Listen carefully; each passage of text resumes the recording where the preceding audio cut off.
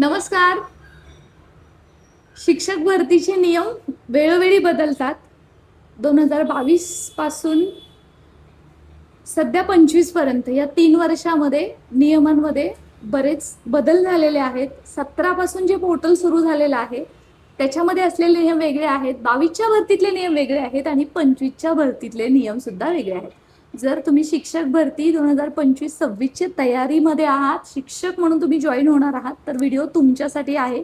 कारण 2022च्या शिक्षक भरतीमध्ये 2024 मध्ये लावलेला नियम जेव्हा पहिली आधी पोर्टल भरतीची लागली विदाऊट इंटरव्ह्यूची, तो म्हणजे 55-60चा नियम, तो 25च्या शिक्षक भरतीमध्ये लागू असेल का, तो का लावण्यात आला आणि त्याचा सध्याच्या भरतीमध्ये ज्यांना तुम्हाला शिक्षक व्हायचे त्याच्यावरती कसा परिणाम होणार आहे, महत्वाचा पाठपुरावा मंत्रालयीन स्तरावरती मी ॲडव्होकेट प्राध्यापक बालुश्रा माने आणि शिवनिटी फाउंडेशन टीमच्या माध्यमातून केलेला आहे.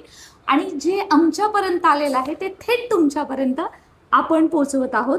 जर तुम्ही याच्या संदर्भातली माहिती सर्चमध्ये आहात तर तुम्ही योग्य व्हिडिओ पाहत आहात. यस, सर्वांपर्यंत पोहोचवा, लाईक करायला विसरायचं नाही आणि स्टे कनेक्टेड.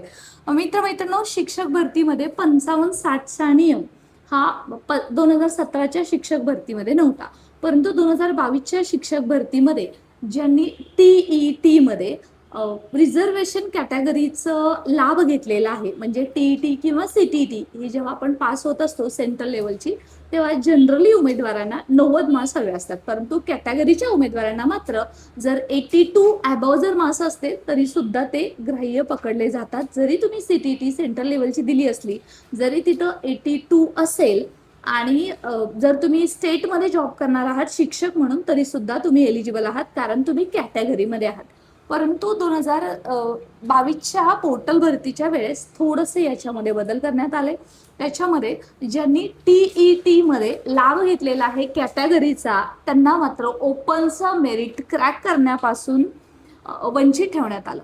जनरली याचा परिणाम झालेला आहे कॅटेगरीच्या उमेदवारांवरती. आणि आता 25च्या शिक्षक भरतीमध्ये काय होणार, असं हजारो उमेदवार कॅटेगरीतले, स्पेशली जनरल कॅटेगरी सोडून सर्व उमेदवार वाट पाहतात की आम्हाला ओपन कॅटेगरीचे प्राधान्यक्रम देता येतील का, लॉक करता येतील का, आणि सोबतच आम्हाला ओपन कॅटेगरीचं मेरिट क्रॅक करण्याची संधी मिळेल का.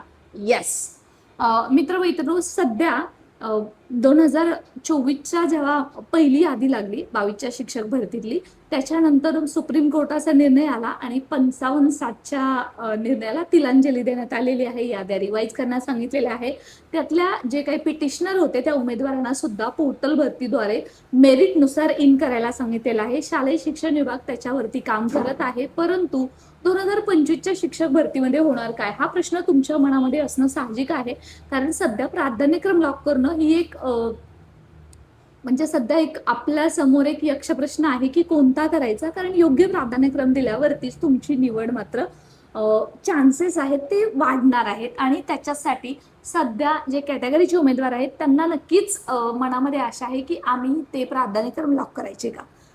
तुम्ही जर प्राधान्यक्रम लॉक करण्याच्या बाबतीमध्ये संदिग्ध असाल, कोणत्याही डॉक्युमेंटबद्दल संदिग्ध असाल, तर प्ले स्टोअरमध्ये जाऊन A+गुरु ॲप डाउनलोड करा किंवा वेबसाईटवरती www.aplusguru.com या वेबसाईटवरती जाऊन टीचर्स हेल्पलाईनच्या माध्यमातून थेट तुम्ही ॲडव्होकेट प्रोफेसर बालुश्रा माने मॅडम, प्राध्यापक बेलेकर सर यांचं मार्गदर्शन सुद्धा घेऊ शकता. कारण प्राधान्यक्रम लॉक करत असताना तुम्हाला त्याचा मोलाचा मार्गदर्शन मिळणार आहे. मुद्द्याला सुरुवात करूया.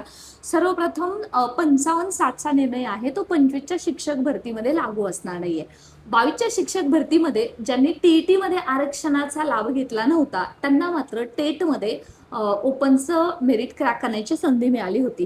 याच्यानंतर सामान्य प्रशासन विभागाने सुद्धा एक मंत्रालय स्तरावरती निर्णय घेतलेला आहे की जनरल कॅटेगरीच्या उमेदवारांना जनरल कॅटेगरीमध्ये एनरोल करता येणार नाहीये, नोकरीचा लाभ घेता येणार नाही, आरक्षणाचा लाभ घेता येणार नाही. त्याला तिलांजली देत सध्या आपण पाहतोय की शासनाने म्हणजे सामान्य प्रशासन विभागाने हा निर्णय आहे तो सेट असाइड ठेवलेला आहे, त्याच्यावरती कोणताही फायनल डिसिजन घेतलेला नाही. मग आता शिक्षक भरतीचं काय होणार, तर शिक्षक भरतीमध्ये हा नियम 2025च्या शिक्षक भरतीमध्ये लागू नसेल. त्यामुळे जर तुम्ही कॅटेगरीचे उमेदवार आहात, स्पेशली जेव्हा तुम्ही प्राधान्यक्रम लॉक करत असताना या गोष्टीचा विचार करणं सुद्धा तितकंच गरजेचं आहे. ज्या कॉमन रोस्टर आहेत तिथं मात्र तुम्हाला याचा हिरिरीने विचार करावा लागतो, कारण त्यावेळेस त्याचा मात्र उमेदवारांच्या निवडीवरती, थेट सिलेक्शनवरती परिणाम होतो. त्याचमुळे तुम्हाला गायडन्स जर हवा असेल, गरज पडली तर नक्की आमच्याशी जॉईन व्हाच.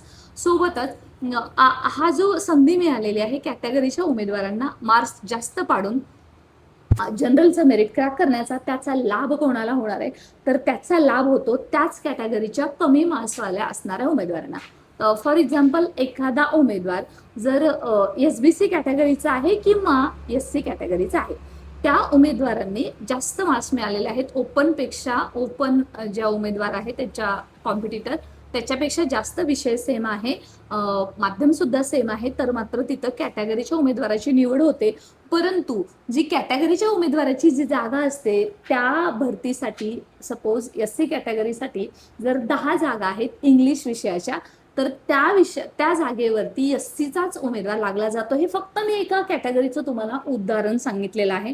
त्यामुळे सध्या ओपनचं जे मेरिट क्रॅक करण्याच्या कॅटेगरीतल्या उमेदवारांना या भरतीमध्ये 25च्या भरतीमध्ये जी संधी मिळणार आहे, त्यामुळे जे कॅटेगरीतले उमेदवार आहेत, जे मागासवर्गीय उमेदवार आहेत, त्यांच्यावरती होणारा अन्यायाला कुठं तरी आता थांबा मिळालेला आहे. आणि त्याच्यामुळेच आता या रेड सिग्नलमुळे ग्रीन सिग्नल मिळालेला आहे कॅटेगरीच्या उमेदवारांना, ज्यांना थेट रिक्रुटमेंट मिळणार आहे जर त्यांचं मेरिटमध्ये असाल.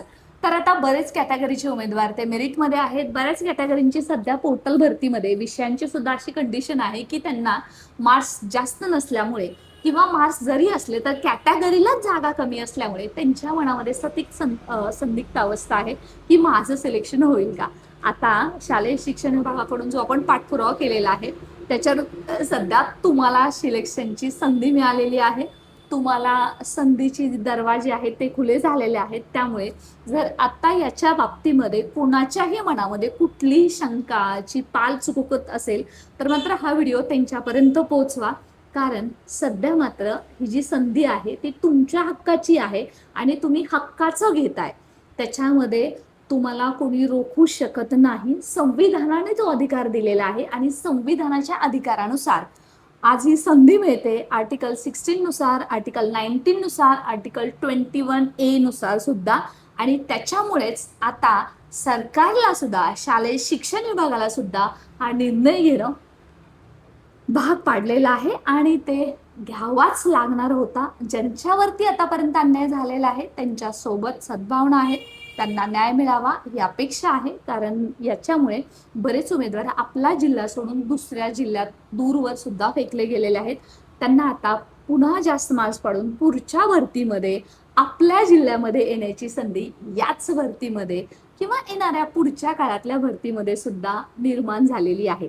जरी अल्पसंख्याक संस्था असेल किंवा जरी जनरली अल्पसंख्याक संस्थांमध्ये रोस्टर नसतंच, कॅटेगरीचा काही विषयच नसतो, येणाऱ्या काळामध्ये त्यांच्यासाठी सुद्धा स्वतंत्र पोर्टल असण्याचा विचार शालेय शिक्षण विभागाचा आहे, महाराष्ट्र शासनाचा आहे. पाहूयात त्याच्यानंतर काय होतंय. परंतु सध्या तरी पवित्र पोर्टल शिक्षक भरती अंतर्गत ज्या खाजगी आस्थापना, स्थानिक स्वराज्य संस्थाच्या आस्थापना 1ली ते 12वीच्या सर्वच आस्थापना होतात आहे, तिथं मात्र या नियमाला ब्रेक लागलेला आहे आणि अर्थातच ग्रीन सिग्नल मिळालेला आहे कॅटेगरीच्या उमेदवारांना ओपनचं मेरिट क्रॅक करण्याचा. अशाच ऑथेंटिक माहितीसाठी स्टे कनेक्टेड. आपलं व्हॉट्सअप, टेलिग्राम जॉईन करा. या व्हिडिओच्या डिस्क्रिप्शन बॉक्समध्ये लिंक आहे आणि अधिक माहितीसाठी आपल्या वेबसाईटला भेट द्यायला विसरू नका. Thanks for watching.